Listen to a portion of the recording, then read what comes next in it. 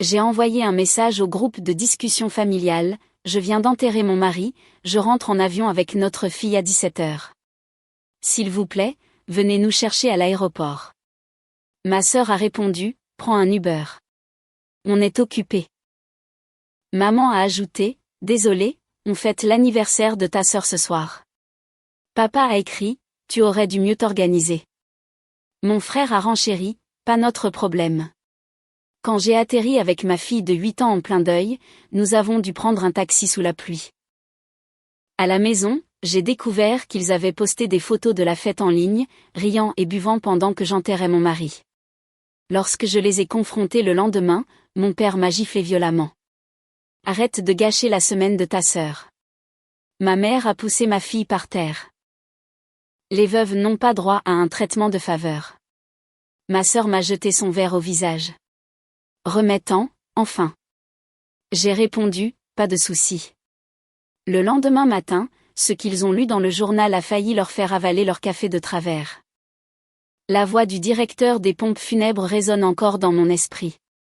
Madame Anderson, nous avons terminé la cérémonie.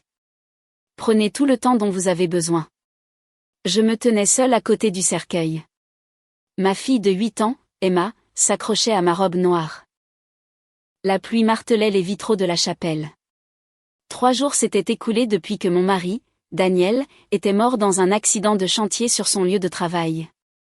3 jours que mon monde avait volé en éclats. Je ne savais même pas par où commencer pour le reconstruire.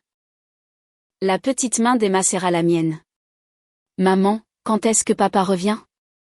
Ma gorge se noua. Nous avions déjà eu cette conversation 6 fois. Ma chérie, souviens-toi de ce dont nous avons parlé. Papa est au paradis maintenant. Mais je le veux ici. Sa voix se brisa.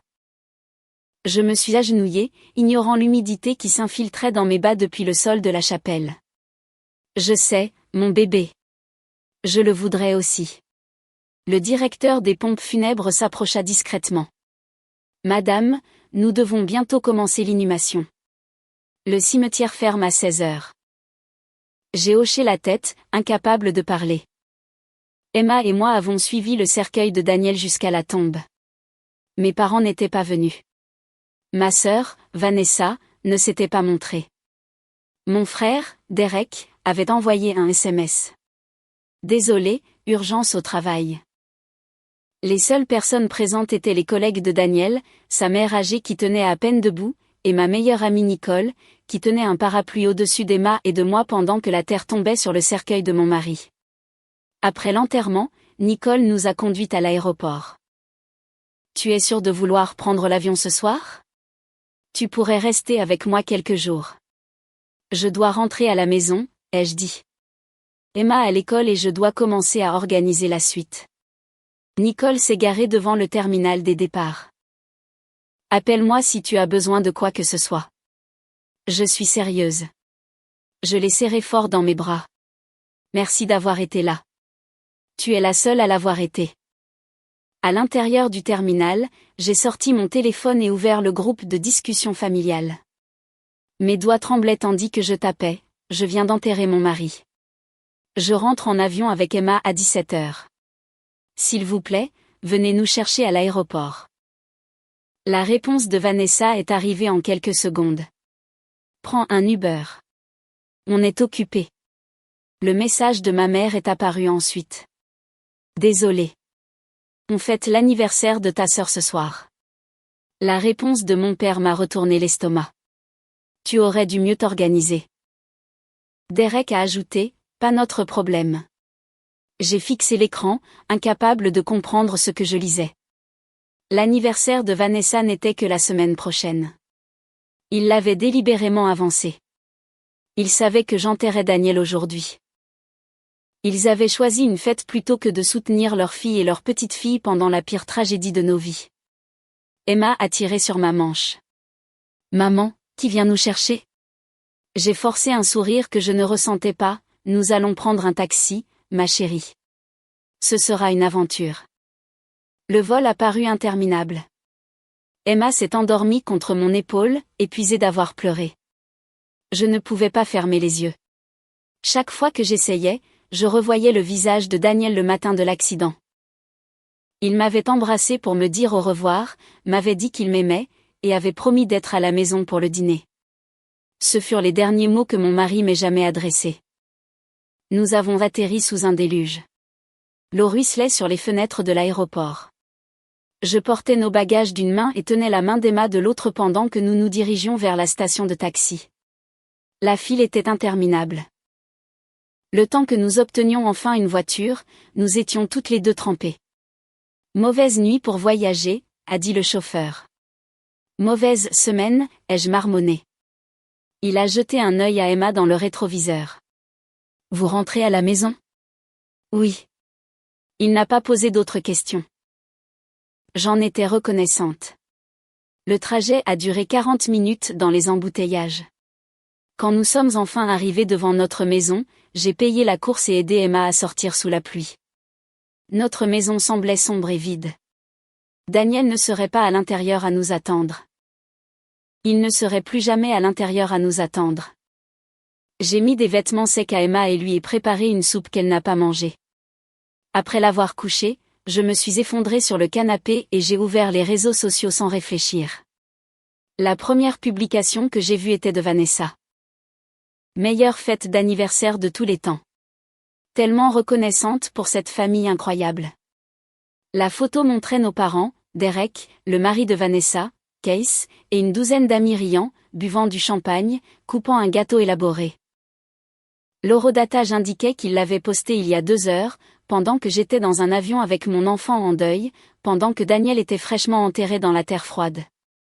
J'ai fait défiler d'autres photos. Ma mère portait une robe scintillante. Mon père avait le bras autour de Vanessa, rayonnant. Derek levait une bière, souriant à l'appareil photo. Pas un seul d'entre eux ne semblait avoir eu une pensée pour moi ou pour Emma. La rage qui a rempli ma poitrine était volcanique. J'avais passé des années à être la fille responsable, celle qui aidait dès qu'ils appelaient, celle qui ne demandait jamais rien en retour. Quand Vanessa avait eu besoin d'argent pour son mariage, je lui avais donné 5 000 $. Quand Derek avait perdu son emploi, Daniel et moi avions payé son loyer pendant 3 mois. Quand nos parents avaient voulu rénover leur cuisine, je les avais aidés à trouver des entrepreneurs et à négocier les prix. Et c'était ainsi qu'ils me remerciaient. Avec une cruauté si désinvolte qu'elle m'en coupait le souffle. Je me suis présentée chez mes parents le lendemain matin. Emma était restée avec Nicole. Je devais faire ça seule. Ma mère a ouvert la porte en peignoir, l'air agacé. « Qu'est-ce que tu fais ici si tôt ? » « Nous devons parler, ai-je dit. Elle a soupiré de façon théâtrale. « Bon, entre. » Le salon portait encore les stigmates de la fête. Des serpentins pendaient du plafond. Des verres encombraient la table basse. Vanessa était assise sur le canapé en pyjama, faisant défiler son téléphone. Mon père lisait le journal dans son fauteuil. Derek n'était pas là. « Je n'arrive pas à croire que vous ayez organisé une fête pendant que j'enterrais mon mari, ai-je dit. Vanessa n'a pas levé les yeux. Mon anniversaire, c'est une fois par an. Ce n'est même pas encore ton anniversaire. On l'a avancé parce que Case était libre ce week-end, a-t-elle dit comme si cela expliquait tout. Mon père a baissé son journal. Tu es dramatique. Les gens meurent tous les jours. Daniel était mon mari. Le père d'Emma.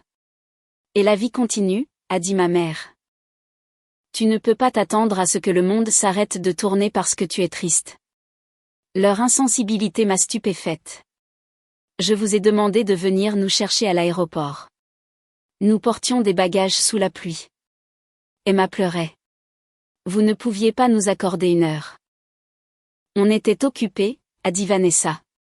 Avec une fête qui aurait pu avoir lieu n'importe quel autre soir.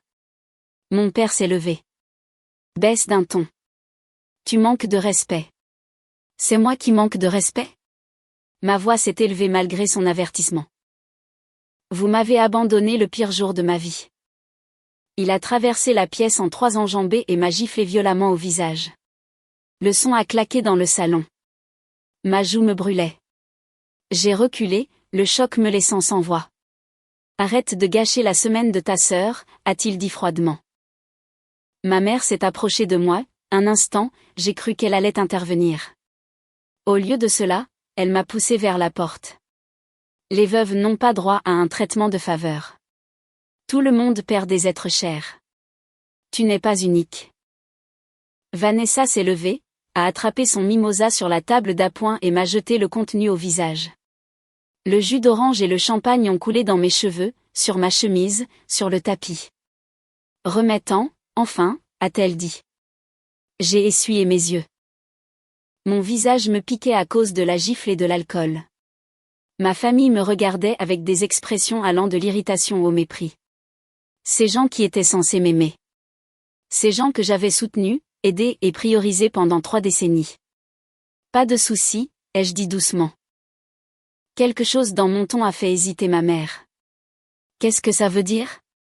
Je n'ai pas répondu.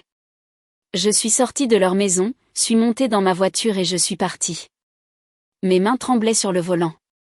Mon visage me lançait, mais sous la douleur, autre chose se construisait. Quelque chose de froid et de calculé. Ils me pensaient faible. Ils pensaient que j'allais pleurer, m'excuser et revenir en rampant. Ils n'avaient aucune idée à qui ils avaient affaire. Voyez-vous, il y avait des choses que ma famille ne savait pas sur moi. Des choses que je n'avais jamais partagées parce que Daniel et moi tenions à notre vie privée.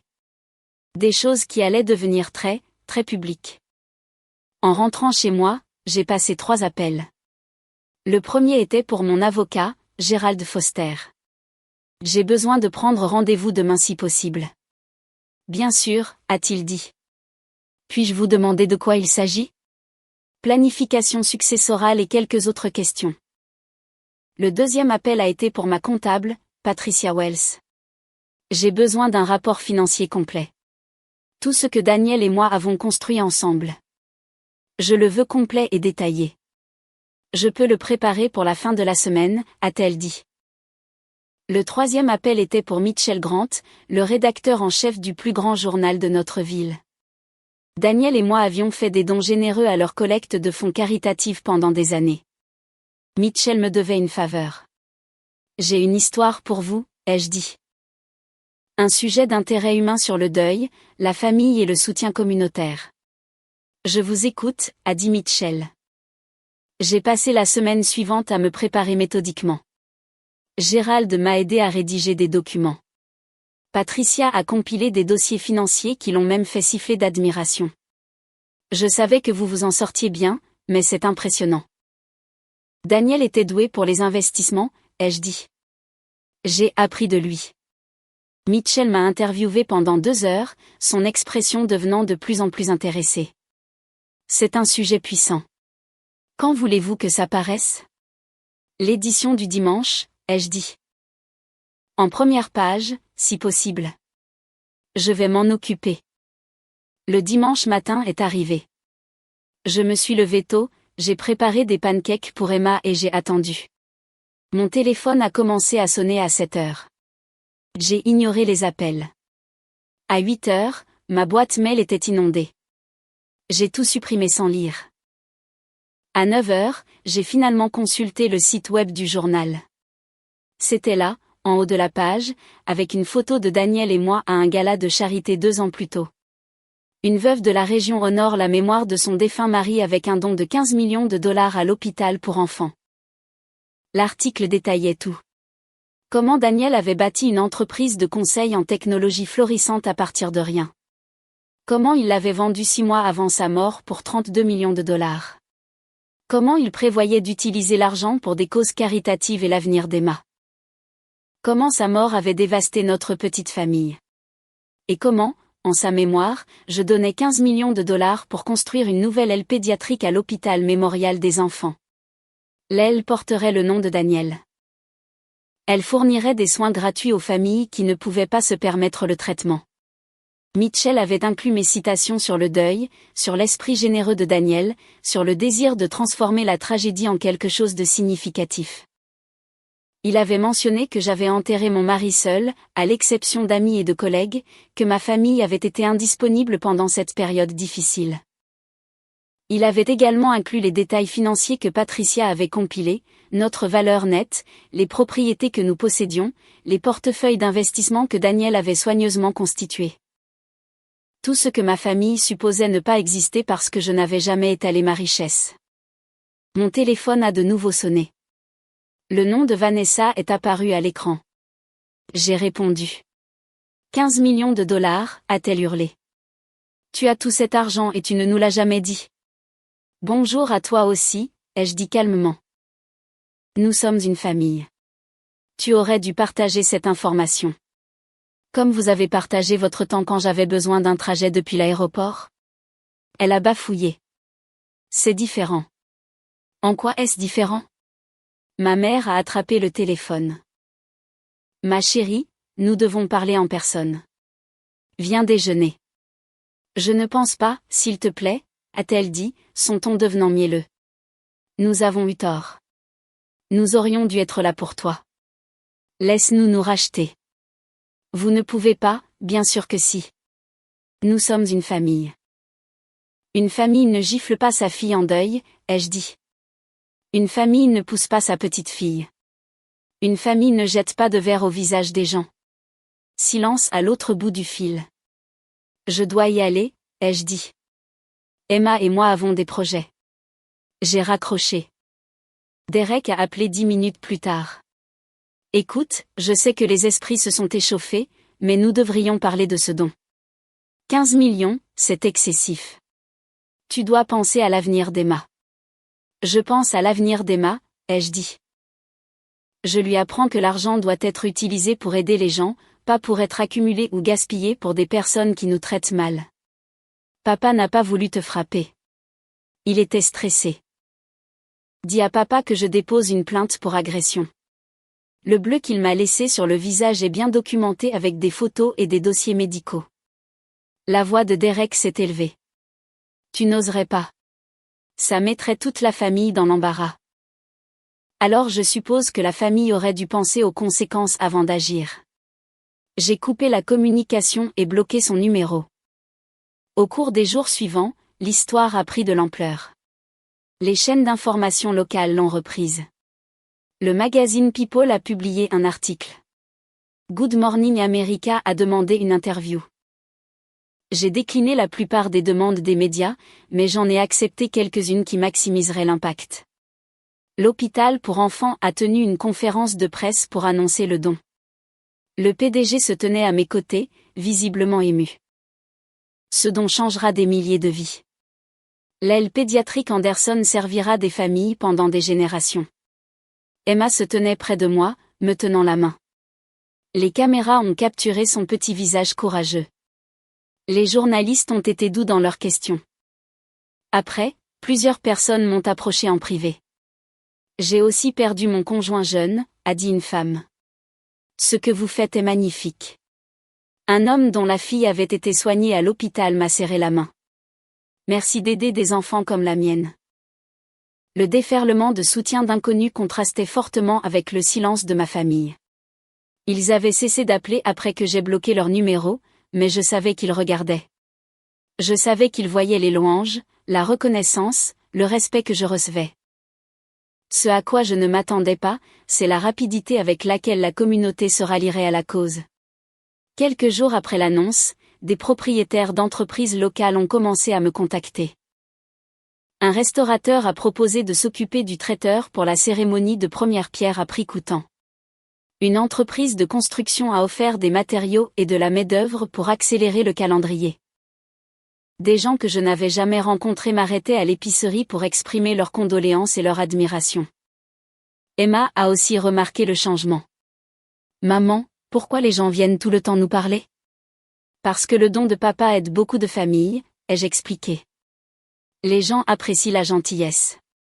Elle a réfléchi à cela en examinant des boîtes de céréales. Mamie et papy n'apprécient pas la gentillesse. Son observation, livrée avec une clarté si factuelle, m'a presque fait rire malgré la douleur. Non, ma chérie. Je suppose que non. La semaine suivante, j'ai reçu un appel de l'assistante sociale de l'hôpital, Amanda Richardson.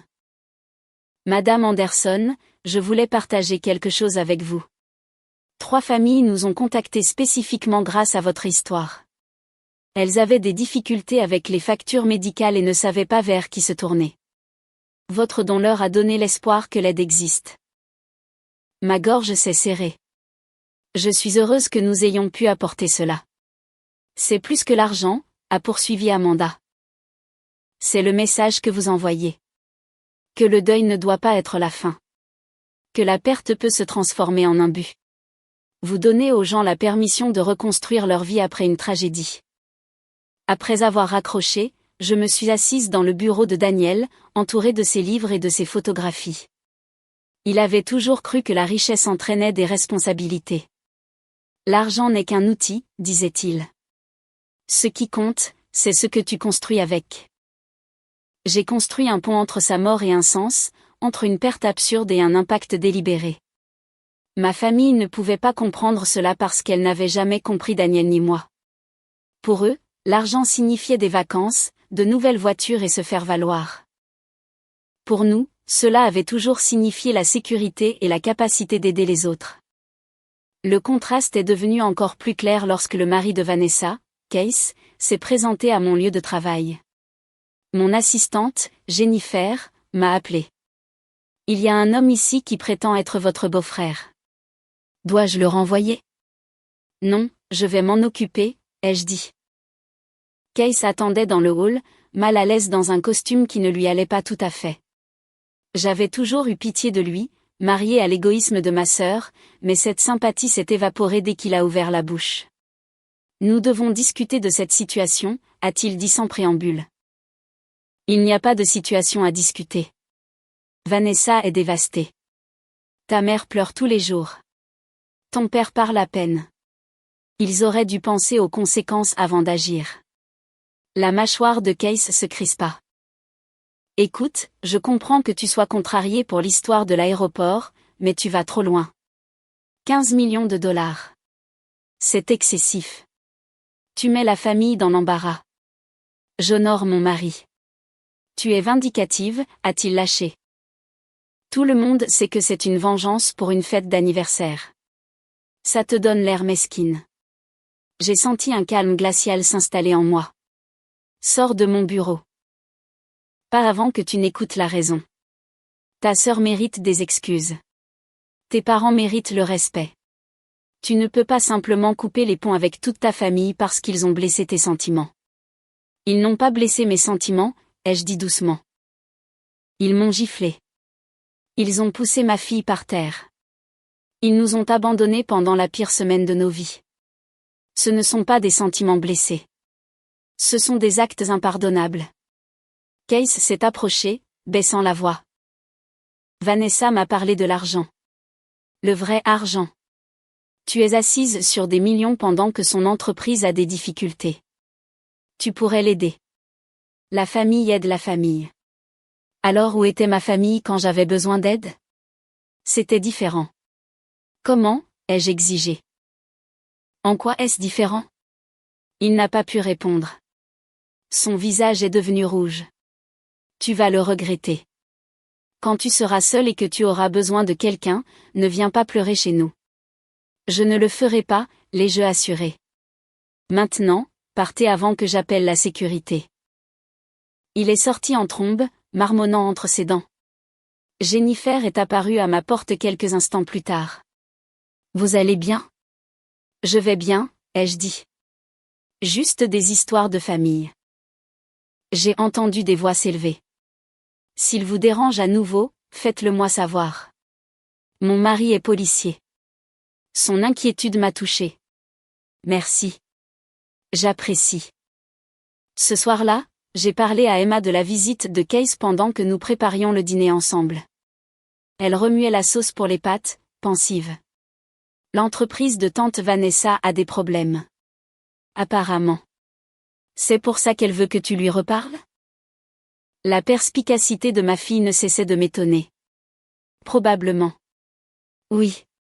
Emma a goûté la sauce, a ajouté une pincée d'origan comme Daniel le lui avait appris. Papa disait que les gens te montrent qui ils sont vraiment quand ils veulent quelque chose de toi. Il avait raison sur ce point. Alors tante Vanessa et les autres nous ont montré qui ils sont vraiment, a-t-elle conclu. Ils veulent de l'argent, pas une famille. Je l'ai serré fort dans mes bras. Quand es-tu devenu si sage? J'ai eu un bon professeur, a-t-elle dit en me serrant en retour. Papa m'a appris beaucoup de choses avant de mourir. J'essaie de me souvenir de tout. Nous avons dîné dans un silence confortable. Juste nous deux contre le monde. Plus tard, après qu'Emma fut couchée, j'ai rédigé un email à Gérald. Case est venu à mon bureau aujourd'hui pour faire des exigences. Je veux une ordonnance restrictive s'il se présente à nouveau. Aussi, pouvons-nous accélérer le calendrier du projet de l'hôpital? Je veux que la construction commence dès que possible. Gérald a répondu en moins d'1 heure. L'ordonnance restrictive est simple si nécessaire. Quant à la construction, je contacterai l'hôpital demain. Autre chose? J'ai réfléchi. Oui. Je veux créer une fiducie pour Emma à laquelle personne d'autre ne pourra accéder. Ni mes parents, ni Vanessa, personne. S'il m'arrive quelque chose, Nicole deviendra sa tutrice et la fiduciaire. Rédigez ces papiers immédiatement. Considérez que c'est fait. Le lendemain matin, j'ai reçu une visite inattendue à la maison. Ma tante Paula, la sœur de ma mère, se tenait sur mon paillasson avec un plat couvert. Je ne lui avais pas parlé depuis l'enterrement. J'ai apporté des lasagnes, a-t-elle dit. Je peux entrer? J'ai hésité, puis je me suis écartée. Paula avait toujours été différente de ma mère. Plus calme, plus réfléchie. Elle a posé le plat sur mon comptoir de cuisine et s'est retournée pour me faire face. Je te dois des excuses, a-t-elle dit. J'étais au courant pour la fête. Je savais quel jour c'était. J'aurais dû dire quelque chose. Pourquoi ne l'as-tu pas fait? Paula a soupiré lourdement. Parce que ta mère a toujours été autoritaire et que j'ai toujours été faible. J'ai passé 60 ans à éviter la confrontation avec ma sœur. Mais après avoir vu cet article de journal, après avoir réalisé ce qu'il vous avait fait à toi et à Emma, je ne pouvais plus rester silencieuse. Qu'est-ce qui a changé? J'ai des petits-enfants, a-t-elle dit simplement. J'ai imaginé un de mes enfants dans ta situation, en deuil et seul, demandant de l'aide et se faisant rejeter. Ça m'a rendu malade. Tes parents ont tort. Vanessa a tort. Ce qu'ils ont fait était d'une cruauté sans nom. Les larmes me sont montées aux yeux. Merci de dire ça. Je ne fais pas que le dire. J'ai confronté ta mère hier. Je lui ai dit qu'elle devrait avoir honte. Elle a essayé de se justifier. A dit que tu étais dramatique. A dit que tu avais toujours été trop sensible. Je lui ai dit qu'elle avait perdu une fille par son propre égoïsme et qu'elle ne pouvait s'en prendre qu'à elle-même. Comment a-t-elle réagi? Mal, a admis Paula. Elle ne me parle plus non plus. Mais je préfère avoir la conscience tranquille que son approbation. Nous avons parlé pendant plus d'1 heure. Paula a partagé des histoires de mon enfance que j'avais oubliées, des moments où la froideur de ma mère était évidente même à l'époque. Elle a toujours fait passer Vanessa en premier, a dit Paula. Tu étais la responsable, alors elle te tenait pour acquise. Derek était le bébé, alors il était chouchouté. Vanessa était la princesse. On attendait juste de toi que tu gères. Je n'avais pas réalisé à quel point j'avais normalisé ça jusqu'à ce que Daniel le souligne, ai-je avoué. Il était souvent frustré de les voir me traiter comme une quantité négligeable. Il semble que c'était un homme bon. Le meilleur, ai-je dit doucement. Paula est partie avec la promesse de rester en contact. Sa visite a été comme une petite lumière dans l'obscurité. Au moins une personne de ma famille élargie avait choisi l'intégrité plutôt que la commodité. 2 semaines après la parution de l'article, j'ai reçu une lettre recommandée. Mon avocat, Gérald, l'a examinée et a ri.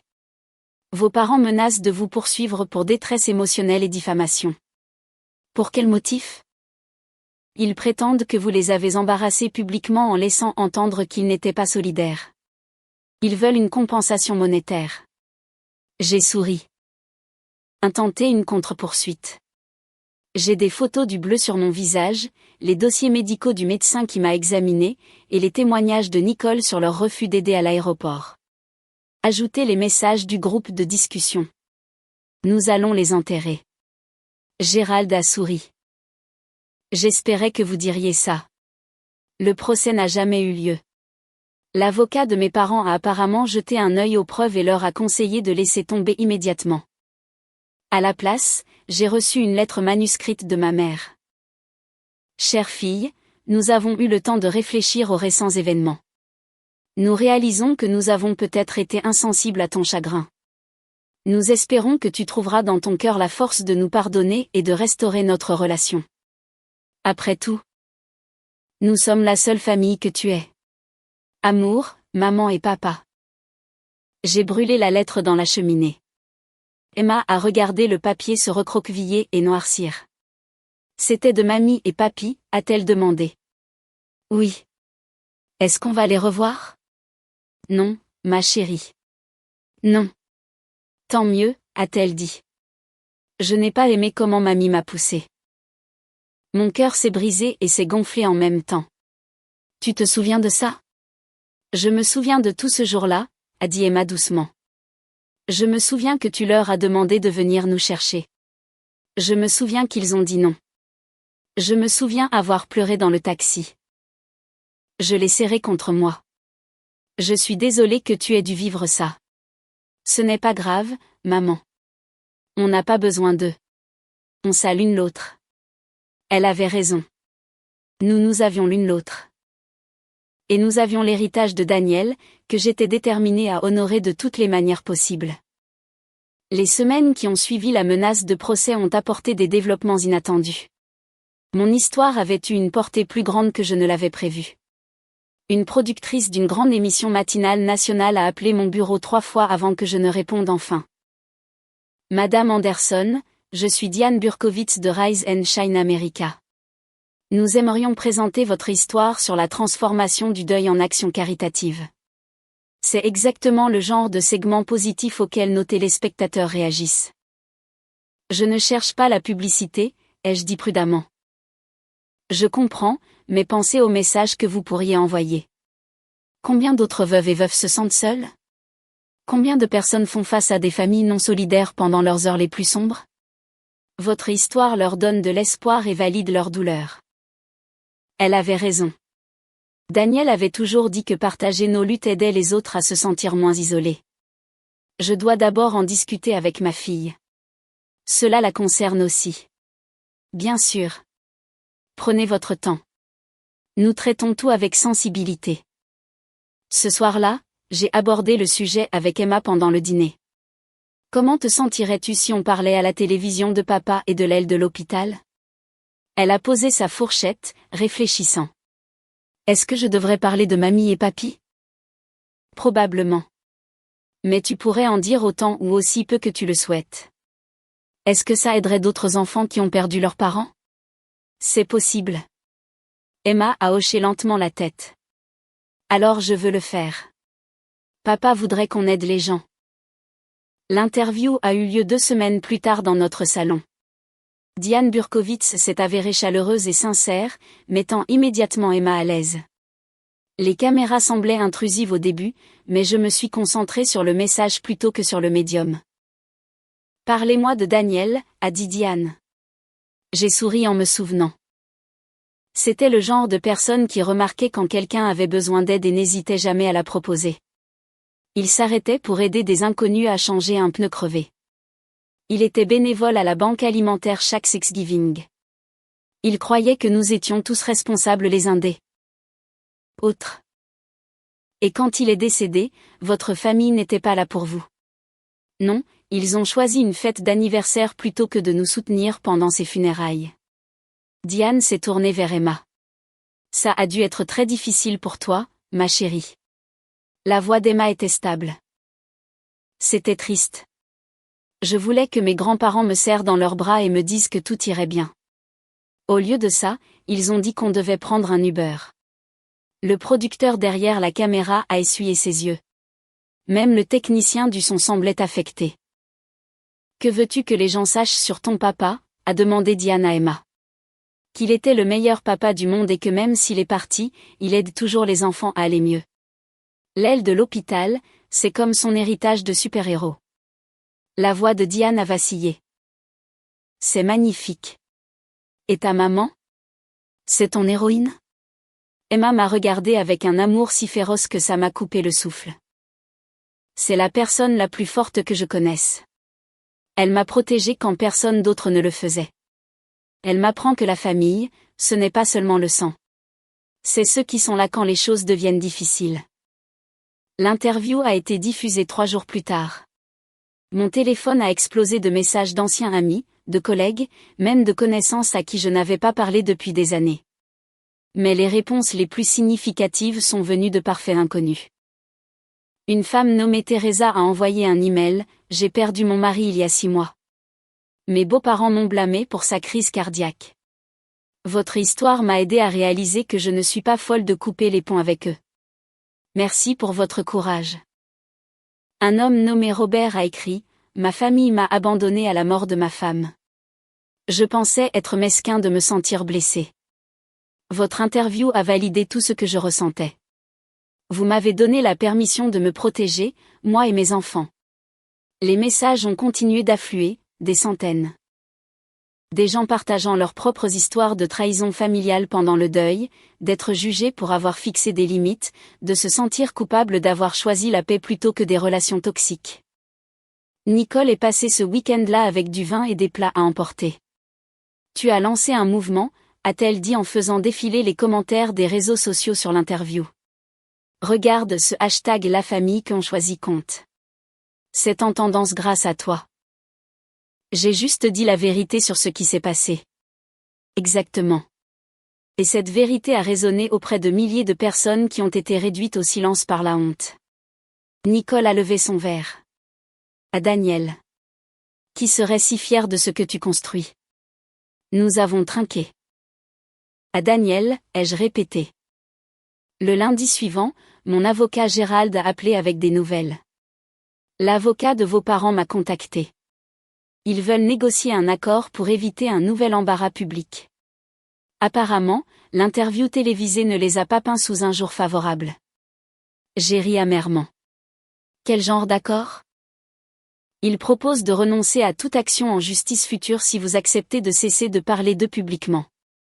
Ils demandent également une déclaration officielle disant que le conflit familial a été résolu.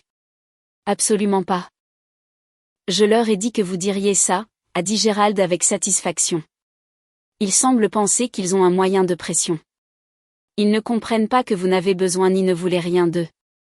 Ont-ils présenté des excuses? Non. La lettre se concentre entièrement sur leur réputation et sur la manière dont votre campagne a nui à leur statut dans la communauté. Alors ils n'ont rien appris, ai-je dit. Dites-leur qu'il n'y aura pas d'accord. S'ils continuent de nous harceler, ma fille ou moi, nous engagerons des poursuites judiciaires pour agression, harcèlement et détresse émotionnelle. Le thérapeute d'Emma a tout documenté. Avec plaisir, a dit Gérald. Cet après-midi-là, j'ai récupéré Emma à l'école. Son enseignante, Madame Karen Phillips, a demandé à me parler en privé. Je voulais que vous sachiez qu'Emma se porte remarquablement bien, a-t-elle dit. Compte tenu de tout ce qu'elle a traversé, sa résilience est extraordinaire. Elle aide d'autres élèves qui font face à une perte. La semaine dernière, la grand-mère d'un camarade de classe est décédée, et Emma s'est assise avec lui pendant le déjeuner, partageant sa propre expérience. La fierté a gonflé ma poitrine. Elle a le cœur de son père. Elle a vos 2 cœurs, a corrigé Madame Phillips. La force dont elle fait preuve vient du fait de vous voir naviguer dans des circonstances impossibles avec grâce et dignité. La première pierre de l'aile hospitalière a été posée 3 mois plus tard. Emma et moi avons assisté à la cérémonie. Elle portait une robe que Daniel lui avait achetée pour son 7e anniversaire. Je portais sa couleur préférée, le bleu. Le PDG de l'hôpital a tendu à Emma une pelle en argent. Votre papa serait si fier de vous deux, a-t-il dit. Emma a creusé dans le tas de terre cérémonielle, son visage sérieux de concentration. La foule a applaudi. Les flashs ont crépité. J'ai senti la présence de Daniel comme une main chaude sur mon épaule. Au cours de l'année suivante, j'ai apporté d'autres changements. J'ai vendu la maison que Daniel et moi avions partagée. Les souvenirs étaient trop douloureux. Emma et moi avons déménagé dans un endroit plus petit, plus près de son école. J'ai créé un fonds de bourse d'études au nom de Daniel pour les enfants qui avaient perdu un parent. J'ai rejoint le conseil d'administration de l'hôpital. Ma famille a fait plusieurs autres tentatives pour renouer le contact. Vanessa a envoyé des fleurs pour le 9e anniversaire d'Emma. Je les ai données à une maison de retraite. Derek s'est présenté à ma nouvelle maison sans prévenir. J'ai appelé la police pour violation de propriété. Mes parents ont essayé de contacter l'école d'Emma, invoquant des droits de grands-parents. Mon avocat a mis fin à cela avec une lettre de mise en demeure. Ils ont finalement semblé comprendre que j'étais sérieuse. Les tentatives ont cessé. La vie a continué. Emma a commencé une thérapie pour gérer son deuil. Sa thérapeute, le docteur Margaret Sutton, m'a dit qu'elle était remarquablement résiliente. Elle a de la chance d'avoir une mère qui priorise sa guérison et qui modèle des limites saines. Je fais juste ce que tout parent devrait faire, ai-je dit. Vous seriez surprise de voir à quel point c'est rare, a répondu le docteur Sutton. Au premier anniversaire de la mort de Daniel, Emma et moi avons visité sa tombe. Nous avons apporté des fleurs et une lettre qu'Emma avait écrite. Cher papa, a-t-elle lu à voix haute. Tu me manques tous les jours. Maman dit que tu veilles sur nous depuis le ciel. Je pense que tu serais fier de l'aile de l'hôpital. Beaucoup d'enfants vont mieux grâce à toi. Je travaille bien à l'école. J'ai eu les félicitations. J'apprends le piano comme tu le voulais. Je t'aime pour toujours. Ta fille. Emma. Elle a posé la lettre sur sa pierre tombale, lestée d'un galet lisse que nous avions trouvé à la plage. Nous nous sommes assis ensemble en silence, le soleil printanier chaud sur nos visages. Maman, a dit Emma finalement. Oui, mon bébé. Tu penses que papa sait ce que mamie et papy ont fait? J'ai soigneusement réfléchi à la question. Je pense que s'il le sait, il est fier de la façon dont nous avons géré ça. En ne les laissant plus nous faire de mal. Exactement. Elle a hoché la tête, satisfaite. Bien. C'est ce que je pensais aussi. Nous sommes restés jusqu'à ce que le gardien vienne fermer les portes du cimetière. En marchant vers la voiture, Emma a glissé sa main dans la mienne. Je suis contente qu'on sait l'une l'autre, a-t-elle dit. Moi aussi, ma chérie. Moi aussi. L'aile pédiatrique Anderson a ouvert 18 mois après la mort de Daniel. L'établissement était à la pointe de la technologie, avec des chambres privées pour les familles, une aire de jeu pour les frères et sœurs, et un équipement médical de pointe qui servirait la communauté pendant des décennies. Emma et moi avons coupé le ruban lors de la cérémonie d'ouverture. Un journaliste du même journal qui avait publié l'histoire originale nous a interviewés. Que ressentez-vous en voyant ce projet achevé? C'est doux amer, ai-je dit honnêtement. Je donnerais n'importe quoi pour avoir mon mari, mais savoir que sa mémoire aidera tant d'enfants me donne un but. Et vous, Emma, que ressentez-vous? Ma fille a regardé le bâtiment avec le nom de Daniel gravé au-dessus de l'entrée. J'ai l'impression que papa aide toujours les gens même s'il est parti. Ça me rend heureuse et triste en même temps. Les yeux du journaliste brillaient. C'est très sage pour quelqu'un de si jeune. Après la cérémonie, le PDG de l'hôpital m'a prise à part. Je voulais que vous sachiez quelque chose. Depuis l'annonce de votre don, nous avons reçu 8 millions de dollars supplémentaires en contribution d'autres donateurs. Votre générosité a inspiré une vague de dons. Nous sommes maintenant en mesure d'étendre nos services au-delà de ce que nous avions initialement prévu. J'ai senti des larmes couler sur mes joues. Daniel adorerait ça. Il serait fier de vous, a dit le PDG. Ce que vous avez construit à partir de la tragédie est extraordinaire. Ce soir-là, Emma et moi avons eu un dîner tranquille à la maison. Elle était inhabituellement pensive depuis la cérémonie. À quoi tu penses, ai-je demandé. Je pensais à mamie et papy, a-t-elle dit. Tu penses qu'ils sont désolés maintenant? Honnêtement, Je pense qu'ils sont désolés d'avoir perdu l'accès à de l'argent qu'ils ne savaient pas que nous avions. Je ne pense pas qu'ils soient désolés de la façon dont ils nous ont traités. Emma a digéré cela. C'est vraiment triste. Ça l'est, ai-je convenu. Mais ce n'est pas notre responsabilité de réparer des gens qui ne veulent pas changer. Tu as appris ça de papa? Je l'ai appris par l'expérience, ai-je dit. Mais ton papa approuverait. Elle a souri. Il approuverait beaucoup de choses que nous avons faites. Elle avait raison. Daniel aurait approuvé l'aile de l'hôpital, le fonds de bourse, les limites que j'avais établies avec les membres toxiques de la famille.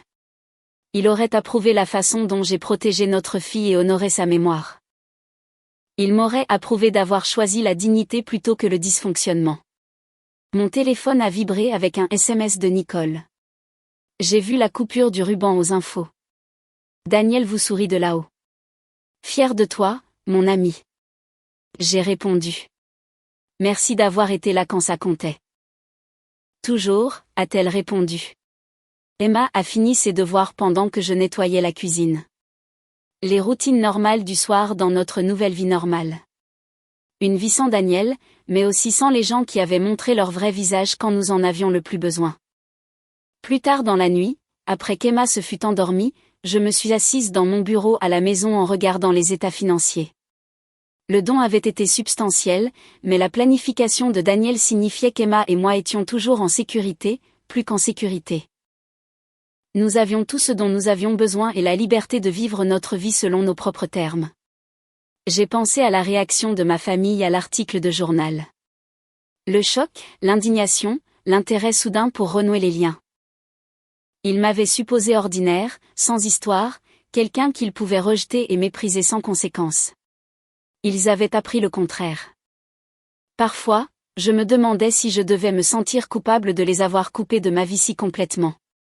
Puis je me souvenais de la main de mon père heurtant mon visage. Ma mère poussant Emma, le verre de Vanessa coulant sur ma chemise, la cruauté désinvolte dont ils avaient fait preuve quand j'étais au plus bas. Non, je ne me sentais pas coupable. Je me sentais libre. L'anniversaire de la coupure du ruban est arrivé. 2 ans et demi depuis la mort de Daniel. L'hôpital envoyait des mises à jour sur l'impact de l'aile pédiatrique. Des centaines d'enfants soignés. Des familles soutenues à travers des défis inimaginables. Des vies sauvées et améliorées grâce à des ressources qui n'auraient pas existé autrement. Emma et moi visitions régulièrement l'aile, lisant aux patients dans la bibliothèque pour enfants que le don de Daniel avait financé. Ma fille avait hérité du cœur bienveillant de son père. La voix réconfortée des enfants effrayés me rappelait pourquoi tout ce que j'avais fait comptait. Un après-midi, alors que nous quittions l'hôpital, j'ai vu un visage familier de l'autre côté du parking. Ma mère, l'air plus âgée et plus petite que dans mes souvenirs. Elle m'a vue aussi. Nos regards se sont croisés. Elle a fait un pas en avant. J'ai secoué la tête une fois, fermement. Elle s'est arrêtée. Emma a remarqué. C'était mamie? Oui. Tu veux lui parler? Non, mon bébé. Je ne veux pas, Emma a serré ma main. D'accord, rentrons à la maison. Nous avons marché ensemble jusqu'à notre voiture, laissant le passé là où il devait être, derrière nous. L'avenir s'étendait devant, construit sur l'héritage de Daniel et la force que j'avais trouvée dans mon heure la plus sombre. Ma famille m'avait appris une leçon importante cette semaine terrible. Il m'avait montré que le sang ne garantit pas la loyauté, que des titres comme mère et père ne méritent pas automatiquement le respect, et que parfois la famille que l'on choisit compte plus que la famille dans laquelle on est né. Ils avaient voulu que je m'effondre. Au lieu de cela, j'avais construit quelque chose de magnifique sur les ruines de mon chagrin. L'aile pédiatrique Anderson resterait debout pendant des générations, et dans d'innombrables familles. Le nom de Daniel serait rappelé avec amour et gratitude. Et ma famille, on ne se souviendrait d'eux pour rien du tout, sauf pour la fille et la petite fille qu'ils avaient jetées par une nuit pluvieuse, quand la cruauté semblait plus facile que la compassion. C'était leur héritage. J'étais en paix avec le mien.